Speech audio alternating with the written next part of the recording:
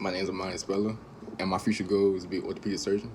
And I say this because people ask me why. They ask me why for no medical reason or why for my aspirations. They be like, why you want to go in so much school that to become a doctor? Now, realize this. My response is always this. You pay your bills every month. You want a house, right? You want a car. Well, bills are due the first of the month, right? And if you sit there and don't pay them bills, you are in debt till that bill's paid because you owe money. For a house, that's 30 years worth of payments. You owe money for 30 years. You are in debt for 30 years to a bank. You want a car, that's 7 years right there. That's 7 years worth of payments. That's 7 years worth of debt.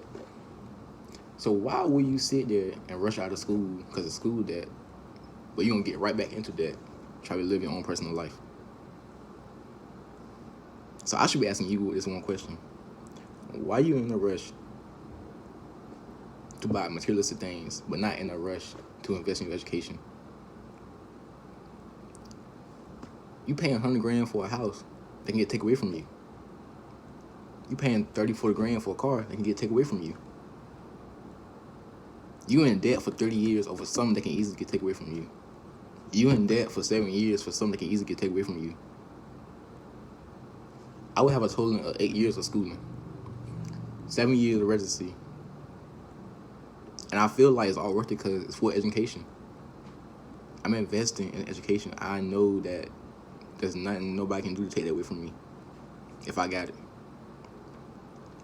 I'm willing to sit there and go in debt for something that I know I'm always have. I can pay off later. So is your house or your car. You can pay that off later, but you will not always have it. So I'm just trying to get you to see that being in school debt is not as bad as you think it is. Invest in your education. You sit there, people sitting there thinking, oh, school debt is school debt. It's debt. It's everywhere.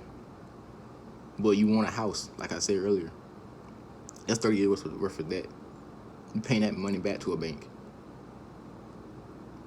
I see no difference. Only a house is materialistic. A lot of people my age, you sit there and see them go out and say, I'm so tired of school. Oh, I ain't trying to be too much debt. But you hear that lifestyle they want.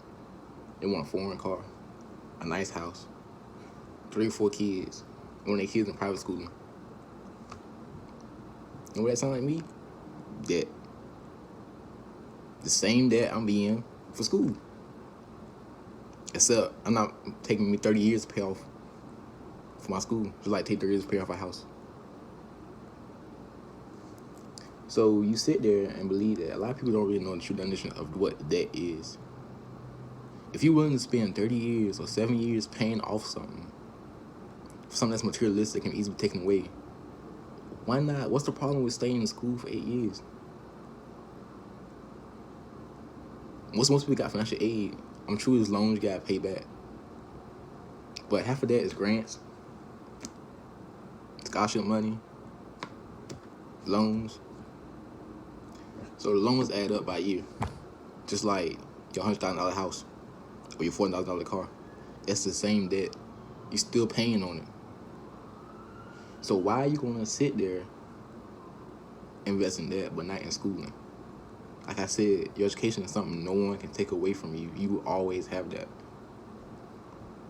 No matter you in jail, you die, you do something illegal, you always have it. Your education with you to the day you die. But people are willing to sit there and go in debt for cars, clothes, shoes. Something you easily take away from you. For a house, for example, if you don't pay your taxes, your house is gone.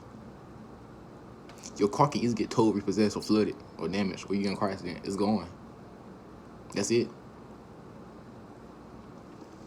So if you're willing to pay for all of that, you might as well go ahead and invest in your education.